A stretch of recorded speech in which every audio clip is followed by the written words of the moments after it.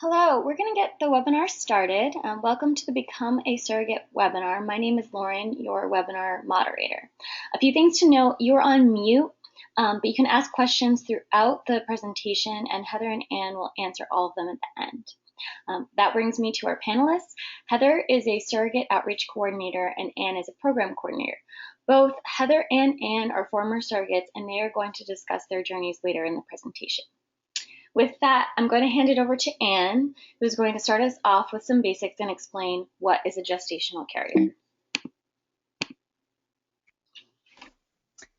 Hi everyone, my name is Anne Watson, and as Lauren said, I'm a program coordinator here at Circle Surrogacy. What that means is once our surrogates are joined into the program, have gone through the pre-screening, and are matched with their intended parents, they get passed to me and I work with them throughout the remainder of the journey.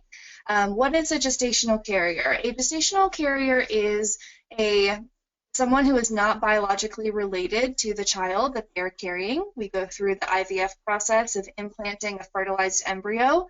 The biology of the embryo can sometimes be between the intended mother and the intended father's sperm, or the intended father's sperm with an egg donor if they are a same-sex couple. The embryo is implanted into the uterus, and you are not biologically related to the child.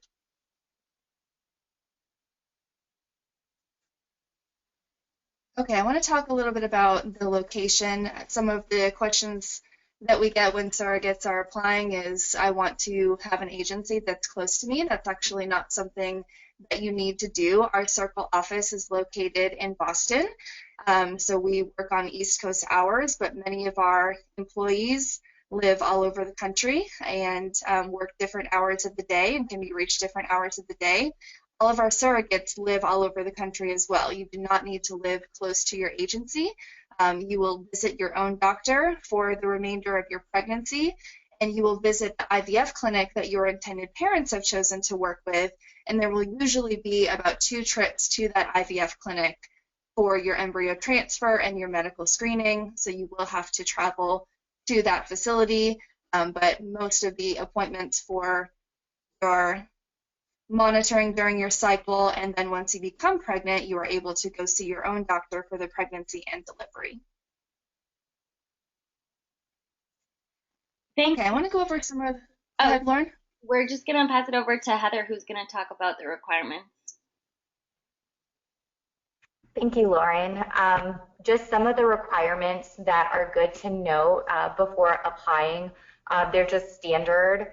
A successful surrogate applicant is going to have delivered a child of their own. That's really important because you have to have a successful pregnancy that doesn't have, complications or concerns that, that would definitely be concerning for pregnancy. The age requirements is for ages 21 to 41. And it's important that you aren't participating in certain government aid programs, including cash assistance, welfare, public housing, or Section 8. We don't want any compensation from surrogacy to affect your eligibility for those programs. Additionally, we cannot accept surrogates from Washington, D.C., the state of Washington, Nebraska, Louisiana, Michigan, New York, and New Jersey. It's also important to have a body mass index no higher than 33. There are some specific cases, if you have conceived at a BMI that was between 33 and 35 when you conceived your own pregnancies, we can sometimes obtain a medical approval for that. It's also important to not use any illegal drugs, smoke cigarettes, or abuse alcohol. Sometimes if we have an applicant that has recently quit smoking within the past 6 months, you will be required to submit a nicotine caffeine test to just show that you are no longer smoking, even if you're a social smoker. That's really important. Also, it's important to note women with IUDs, contraceptive implants, or have had the Depo-Provera shot, they're welcome to apply. If you do have an IUD, you would need to have that removed prior to the transfer. And when you're going through the pre-screening process, we will let you know when is the appropriate time to schedule that appointment to have that done. Unfortunately, we aren't able to accept women who have had the ESURE procedure. Another requirement is to just have the support of family and friends. Surrogacy can be really trying at times, and so it's really important that you have support. It doesn't necessarily have to be, you know, in a partner or anything of that nature, but having support of family and friends is really vital to the process. Thanks, Heather. Anne is going to talk a little bit more about the importance of support at home. Yeah, so support at home is very important. You, as a surrogate, are going to be faced with a lot of questions about your pregnancy. It's very important that your immediate family, I would say close friends, acquaintances at work, you're going to be met with a lot of questions regarding, is this baby yours? Maybe some questions that are not going to be presented in the best way. Some people will have some strong opinions about what you're doing, so you have to make sure that you're comfortable having those conversations and you have people in your life that are there to back you up. A lot of surrogacy journeys, you're going to have to educate people in your life about what you're doing and how it was done, that it's not your biological child and that you do have a relationship with the intended parents, that it's not very much like adoption, and this is hopefully a lifelong relationship with this family that you're helping to create. Like Heather said, surrogacy can have a lot of ups and downs in the process of getting pregnant and of being pregnant for someone else while nurturing that relationship with a family that is putting so much trust in you. So it's very important to have your immediate support systems to be there to not only encourage you that you're doing the right thing and have made the right decision, but are sticking with you in the long haul, because this process is at least a year from start to finish if everything goes perfectly. And when things do not go perfectly, you have to have people there in your life that are there to help you with taking care of your kids and you know, making sure you can take time off of work to do what you need to do. So this is a process that is not something you want to go at alone. You want to have the encouragement and people in your corner who are there to support you.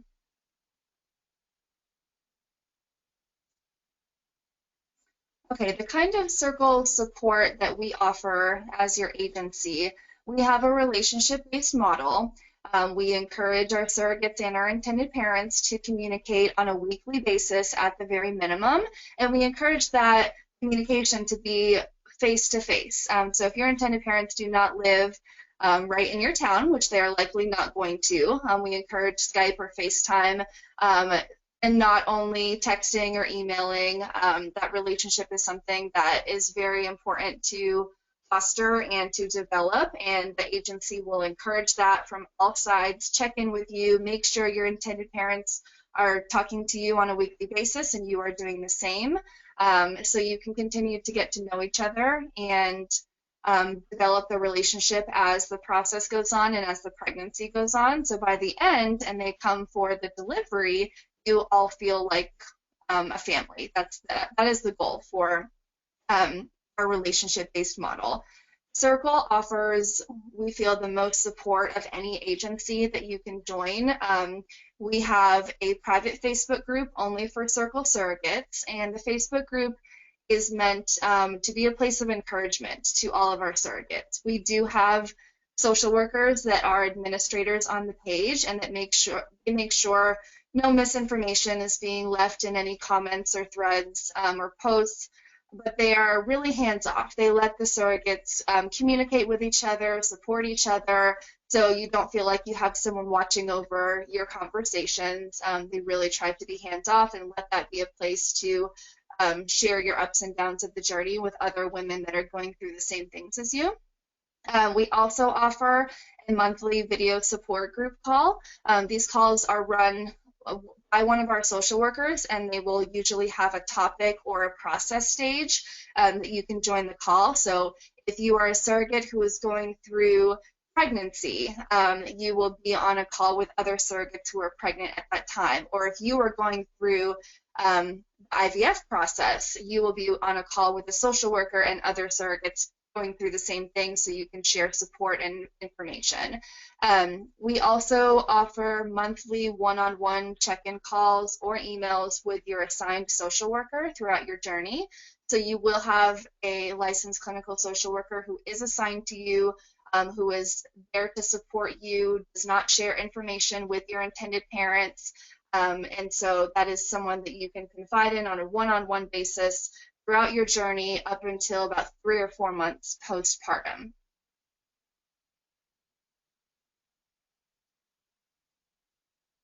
Thanks, Anne. Heather is going to talk to us a little bit more about the payment and how that works.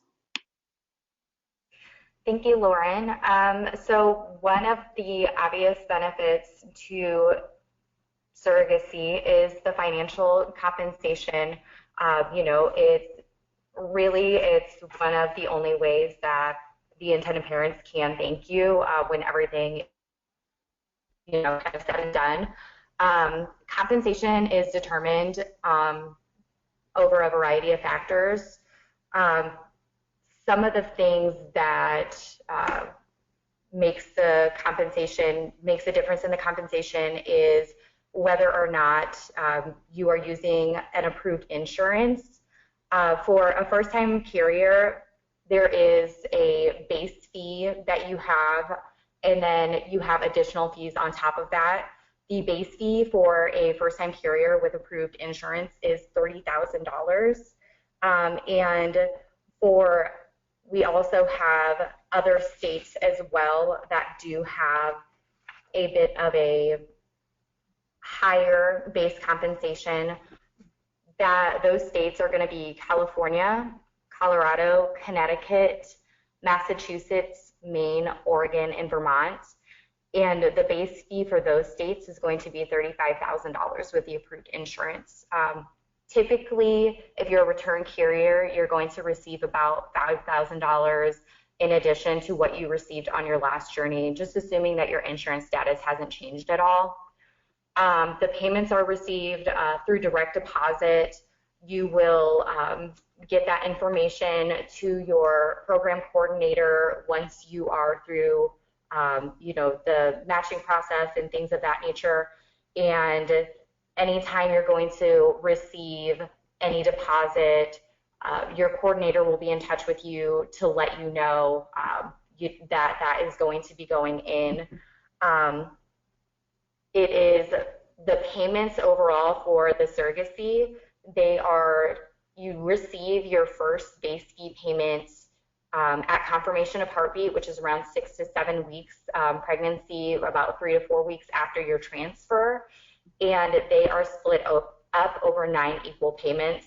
You usually receive them by the first of the month. Typically, they try to deposit them a few days prior to the first of the month.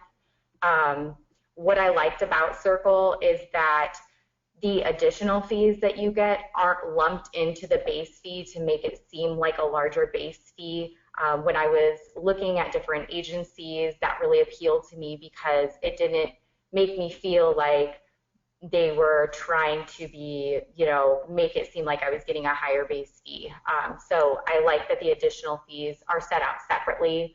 Some of the additional fees that there's the expedited application fee of $250. That is if you are able to fill out all the required paperwork and get your medical records through the pre-screening process within 2 weeks. There's also the medical screening fee, $500, and that is when you go there. Like Anne was saying, there are 2 trips that you'll take. The first one is a medical screening. It is an overnight trip, and so that is deposited. You also have any of your travel expenses. That is going to be a stipend of $100 a day, and any expenses related to your companion traveling, including hotel and flight, is also covered as well. You also have a transfer fee of $750, and that is received when you go for the second trip for the embryo transfer. Another thing that is already set in place for you is your bed rest cap for lost wages or childcare and housekeeping if you're a stay-at-home mom.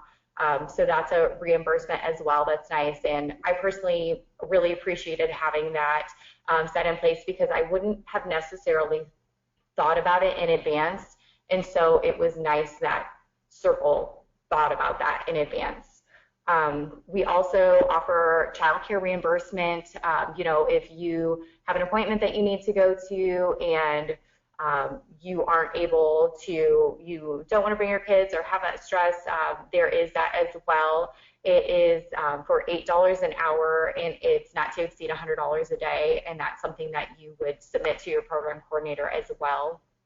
There's also a maternity clothing stipend, $500 for a singleton pregnancy or $750 for multiples.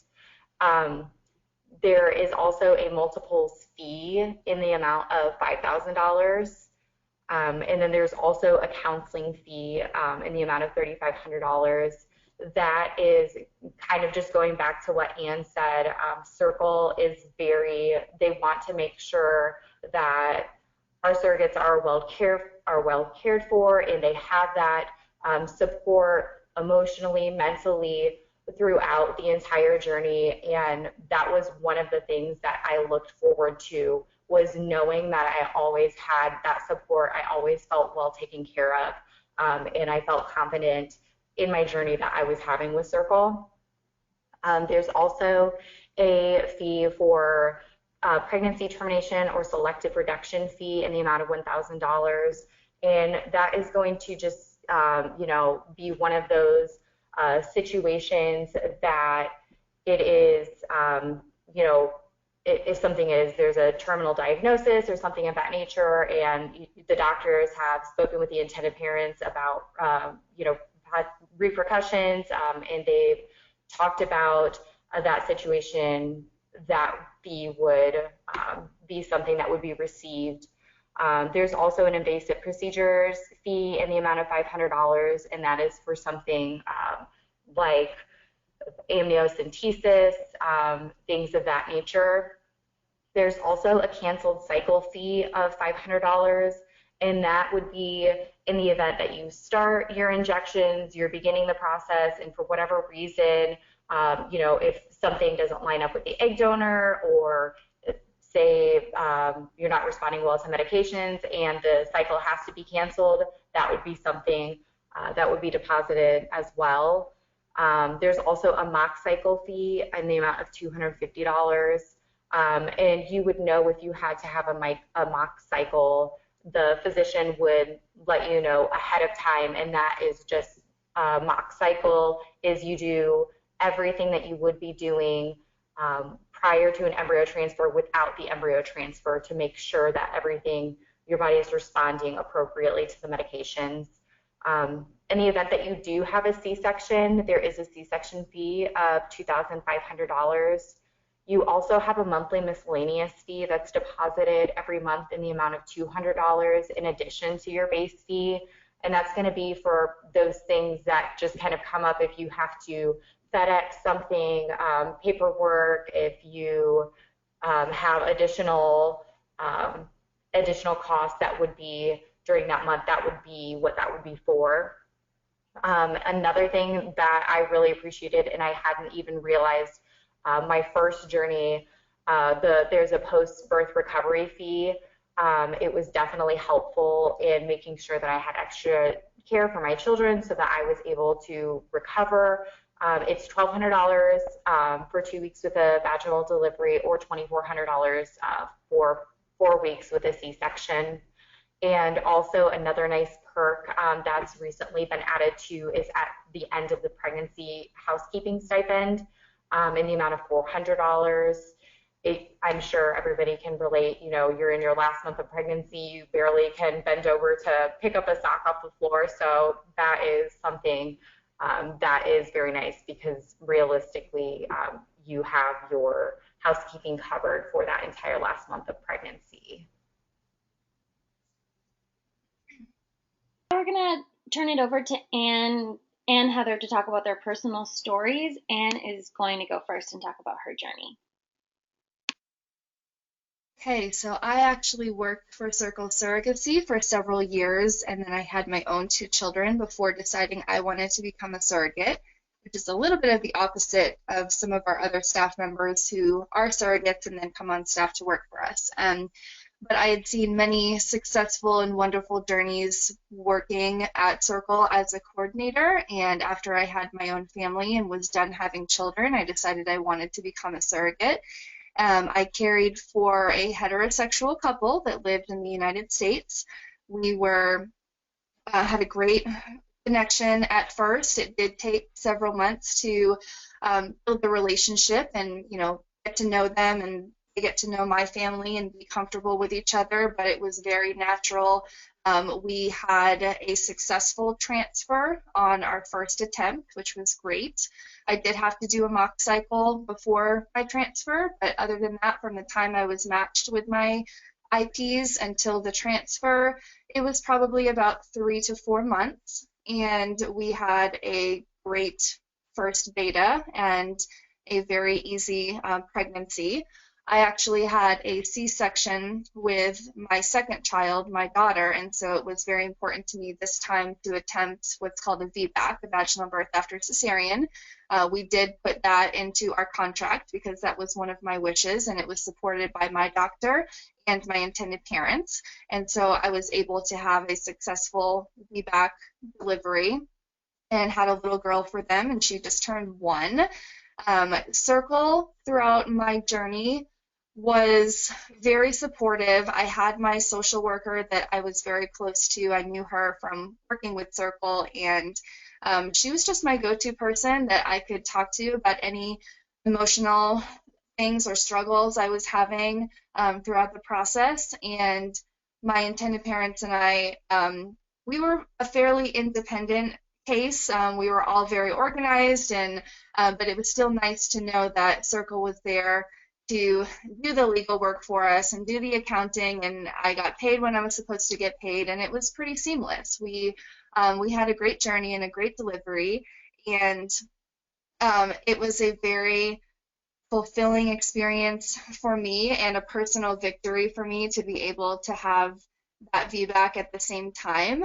So I felt like I had a lot to be proud of at the end of the journey. It was a goal that I set out to do. I felt like it was healthy for my own health, my own recovery after the birth, and healthier for the baby. And so they were really supportive. They came to where I live about 2 weeks before she was born because I started having a lot of regular Braxton Hicks contractions. We weren't exactly sure when she was going to arrive, and that was nice. We had a couple of weeks at the end to spend a lot of time together. They just stayed in an extended stay hotel a few minutes away from me. They attended my last few doctor's appointments and one false alarm into the hospital for labor, but that didn't end up being the real thing. And ultimately, I felt like I wanted my intended parents to experience everything as if it were them going through it. I wanted them to be right next to me. I wanted them to be holding a leg, to cut the cord, to do all of those things, because I wasn't really modest about the experience of birth. You get to know these people for a year and a half, and they feel like your family, and you're just as excited for them to see their baby as for you to be being pregnant. So it was a beautiful experience. We had so much support in my doctor and the hospital staff during our birth. Everyone was interested in what we were doing. We had medical students popping their head in to see what was going on. Not a lot of people have seen surrogacy births like this before, and it was just an experience that I'll never forget, and I'm so happy that we could document it. I have some videos and pictures of the birth, and now they have a beautiful child that is the most wanted baby in the entire world and has the best life, and they keep in touch with me. They send me pictures and videos of her. We're friends on Facebook, and I can see her growing up, and it's a wonderful thing. Wow, thanks, Anne. I love your photos that are so cute. Anne gave me even more photos, but I could only fit so many. But now we're going to hand it over to Heather, and she's going to share a little bit about her journey. Yeah, absolutely. My journey, I've had two journeys myself through Circle. My first journey just really kind of set the stage for everything. I was matched, and it happened really quickly because things kind of, the ball started rolling in December, and it was kind of one of those things that when the Skype was set up for the first time, I was with my husband and we were Skyping. My intended parent, my first intended parent, he was a single male intended parent. And so we set up the Skype and we were so nervous.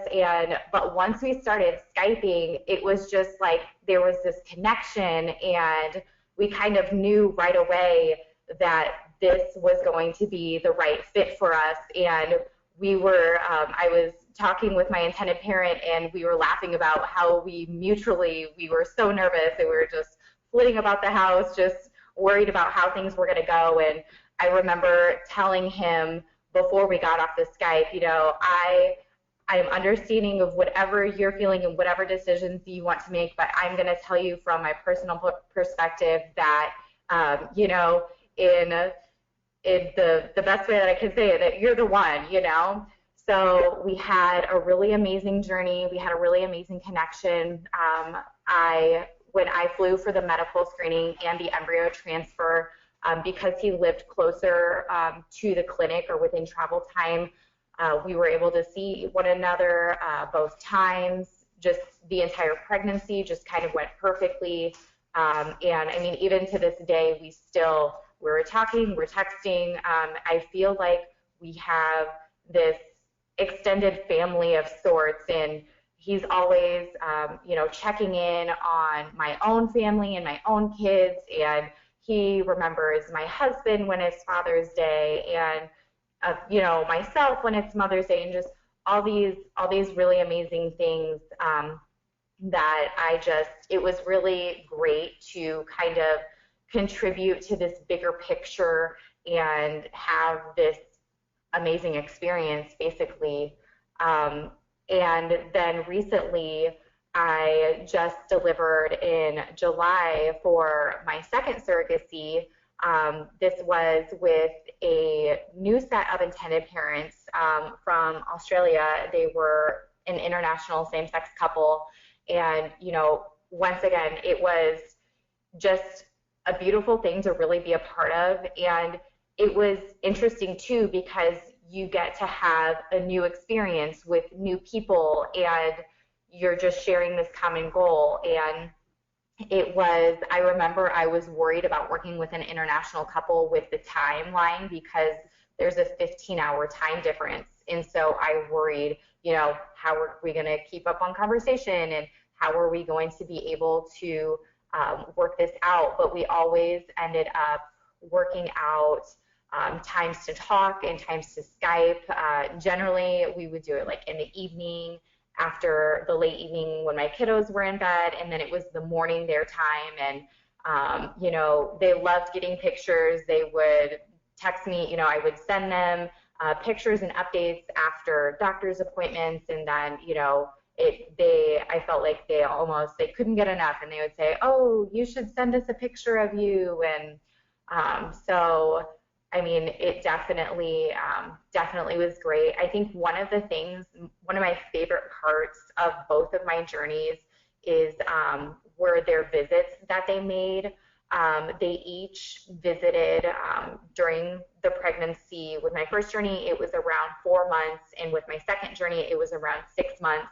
And it was just my favorite thing, because they were able to come to my hometown and kind of see, my day-to-day, my surroundings.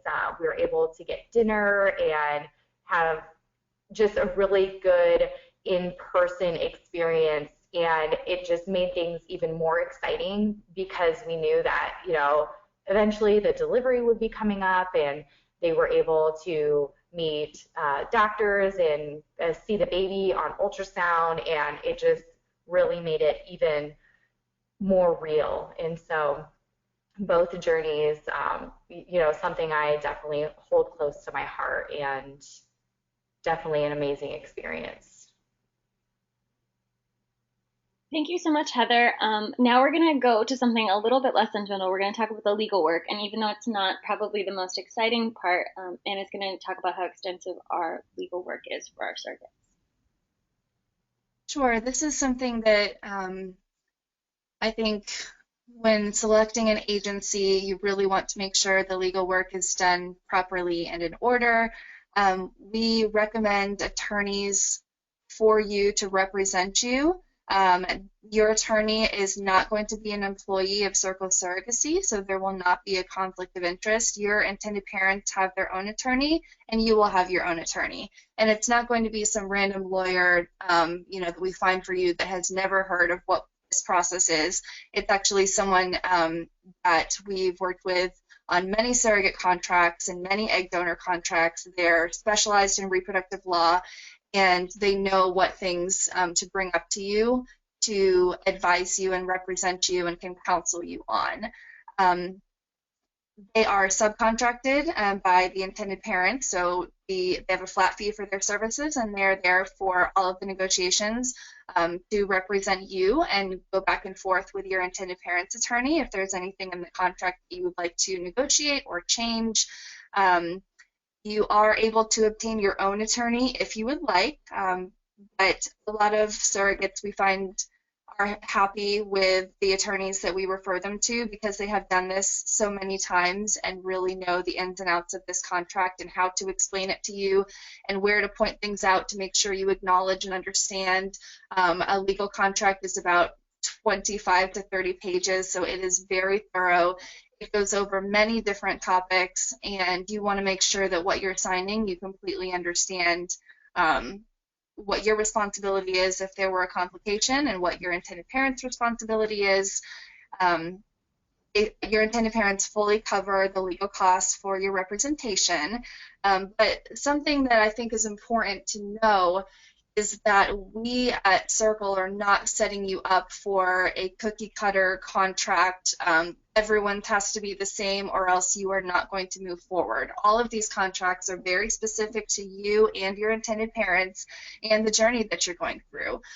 So it is perfectly acceptable and normal and reasonable for you to ask questions of things that you would like a little more clarification on or would like to change. I always tell my surrogates when they're going through the contract negotiation to ask the counsel of their attorney and say, what has this surrogate done in this scenario and what has someone else done in that scenario? You want to make sure that your contract will reflect thinking of a worst case scenario in pregnancy where you could be out of commission while you're pregnant for your intended parents and making sure you and your family are financially protected during that time. That is a very normal thing, and the reason we have an attorney for you and one for your intended parents is so they can communicate about any changes or negotiations, and you don't have to talk about those things with your intended parents. You can leave it to the attorneys. We don't expect you to talk about and negotiate anything with your IPs directly. So it makes it nice that you can just work on your relationship with them and allow the attorneys to work all of that other stuff out once a signed contract is in place. That contract has laid out all of the scenarios that could occur, all of the payments, all of the legal work, the bed rest compensation, the lost wages compensation, so you don't have to worry about what happens to me and my family if something goes wrong in the pregnancy. And if I were your program coordinator at that time, that contract allows me to not have to go back and forth. I can just look to the contract and see what you all have negotiated, and I know how to compensate you. Thanks, Anne. Heather is going to just give you an overview of what to do next if you're interested in becoming a surrogate, and then I'm going to get to your questions. If you are curious about whether or not you qualify, you kind of just want to see where the process will go, I definitely encourage you to apply. You can apply via our website, circlesurrogacy.com/surrogates. The application, if you have 20 minutes to sit down and go through it, then it will be a breeze to go through. The application, it asks a variety of questions. It's split up into different sections. Some is just some general information, you know, your name, address, things of that nature, who else is in your household. There are some medical questions that are asked, information about your pregnancies, just, you know, how many children you have. And I would say the quickest way for us to be able to go through the process with you to move you from point A to point B where you want to be is to be as honest as possible on your application. If you are wondering when you're filling out your application, should I or shouldn't I include this, it's better to just give more information so that way we are able to make a determination. Realistically, once you have filled out the application, we will be in touch with you within 24 to 48 hours. The only time that I would say it would be around that 48-hour mark is going to be if you've applied over the weekend, or say you've applied on Friday evening. And we'll be in touch with you through email and phone calls, letting you know where things are at in the process. You will receive an email first with instructions on how to proceed, what to expect. Overall, after you've applied, the most important thing is to get all of your paperwork completed. We have an online portal that makes it really easy to log on and complete that portal paperwork. And it's everything that you will need to proceed forward.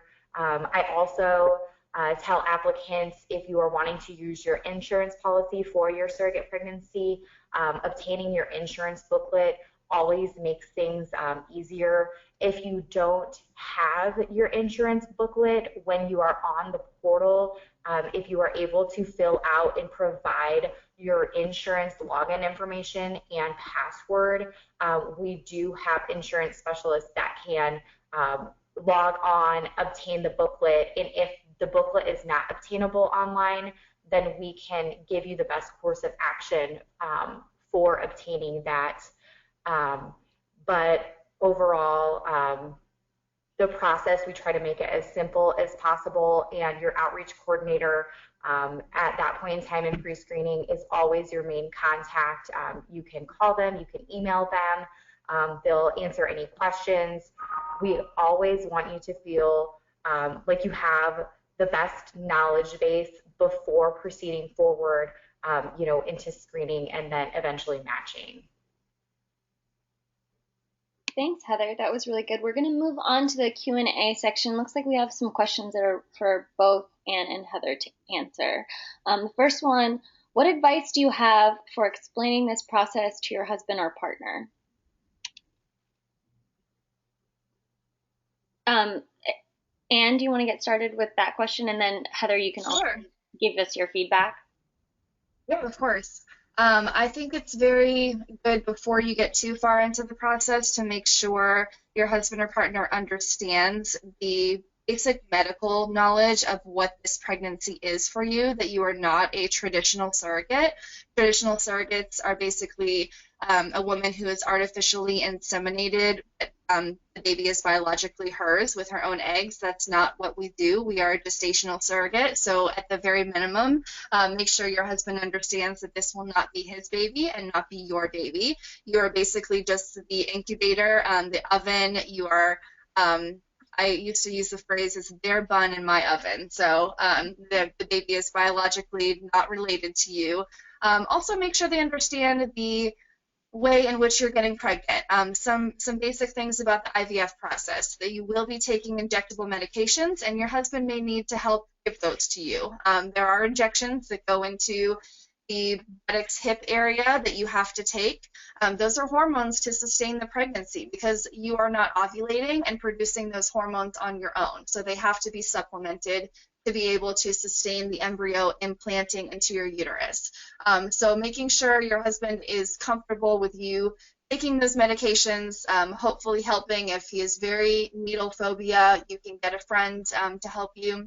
But understanding that there will be a period of several weeks to months that you will be taking that medicine. The pregnancy itself, after that period of time is over and you are released to your OB, should not be any more complicated necessarily than your other pregnancies. Every pregnancy itself is different. However, there's no statistical reason that because you got pregnant as a surrogate, you are going to have a different or more complicated pregnancy than any of your previous ones. So if it is more complicated or it is harder or different, that's not necessarily because you're a surrogate, that's just because this pregnancy is different in general. I would also, if this were me going through this process for the first time again, I would make sure I informed my husband that there is a period of time you need to be celibate. That is very important to some partners and spouses. Generally, the guidelines for that time frame are set forth by the clinic and what type of medications you are on around the time of transfer. But as a general rule of thumb, it's about 2 weeks before your embryo transfer and 2 weeks after. So your husband definitely needs to be not blindsided by that. And then just also making sure he's comfortable with the relationship-based model that we encourage here at Circle. We don't want the surrogates to just be the only person communicating with their intended parents. We like the most important person in their lives to also build a relationship with the intended parents. You're all going to be there together throughout this journey. You're going to need their support when you have to travel or when you have to go to doctor's appointments. And then at the time of delivery, we don't expect your husband or partner to be as close necessarily as you are to your IPs, but everyone is going to be there at the same time, so there should be that comfort level that they have built some sort of relationship with him also. Heather, do you also want to weigh in and expand on that if you have any advice for how to explain the process to your husband or partner? Yeah, absolutely. I think it's just important to just kind of be open with your partner or husband. And, when I talked to my husband about it, I was just, very factual about it. Generally, not to toot his horn or anything, but my husband is amazing in most aspects. He supports me in anything, any endeavor that I am wanting to, move forward with. And when I talked to him about surrogacy, initially when I said, hey, what would you think about me carrying a baby for somebody that couldn't have a baby? He kind of took a step back and said, what are the logistics to this? But once, we have our own 2 children, we know that we are happy with our family, and that we don't want to add to our own family, but we also knew that I have amazingly easy pregnancies. I don't have morning sickness. I don't have to, worry about just this extreme discomfort. And so once we talked about the logistics, kind of some of the things that Anne spoke about, it was something that we were ready to move forward with. He was very open to and kind of building on what Anne is saying. He, like I said earlier, he as well has a relationship with my intended parents. He was always the person, once I was in labor, he was calling the intended parents to let them know. He was in contact with Circle to kind of update about things. And, that is basically also just why that support of having a support person is really important also. Yeah, I think that's add one more thing to that, Lauren. I think that another important thing about the husbands or partners is that they're also going to be met with questions about your pregnancy, whether it's coworkers of his or extended family, your in-laws. They're going to be met with questions. And if you have not been, extremely open with everyone in your circle or your lives, making sure that your husband or partner is comfortable with answering those questions, having a dialogue and, number of things to say, so it's not an awkward conversation that my wife's pregnant, but it's not my baby. So making sure they are fully prepared and equipped to have those conversations. And we have support here at the agency that can help you both with addressing some of those things. Whether it's just an acquaintance who you don't know very well, who it's not someone you would normally tell about your surrogacy, but you are clearly and visibly pregnant. So we have support and ways that other people have been able to convey what they're doing to other people in their lives. But he definitely will be met with questions. So you don't want that to be a surprise to your partner. Awesome. We have another question. My family is on SNAP benefits right now, but we won't have them in the near future. Can I still apply? If not, should I wait until we're done? That is a really great question. I would definitely encourage you to go ahead and apply. We do have an on-hold system too, where sometimes we have applicants that apply and everything looks great in terms of their application. They just need to be on a temporary hold for a variety of reasons. And so I would definitely encourage you to go ahead and apply. Thanks, Heather. We have a question about the monthly video groups. They're asked, are they mandatory, and can you give me some examples of some of the topics you discuss? Sure, I'll answer this one. They are not mandatory. They're there for the support if you feel like it's a topic that you are interested in. I believe the social workers will send out an email letting you know of the topic that you were invited to because of where you are in the process for that month. They will try to give two different, based on the response, and if they have enough people interested in joining that call, they will give you two different dates and times and try to give best date and time to the majority of people that can make that call. But no, they're not mandatory. Your social work support on a one-on-one basis every month with your assigned social worker, that is mandatory, so they can check in on you and make sure you're doing okay. But the calls are optional, and so you may feel like you don't need any additional information for the call that talks about contracts and medical screening. But when you get into your pregnancy, you may have a lot of questions for other surrogates about how they're dealing with family issues, how they're balancing doctor's appointments and work life. So you may be more interested in joining it if you need that extra support. Great. This question is for Heather, and this is our last question so far. So if the attendees have any more, type them in now so that we have it when we're finished. Heather, this question is, why do some states have different compensation than others?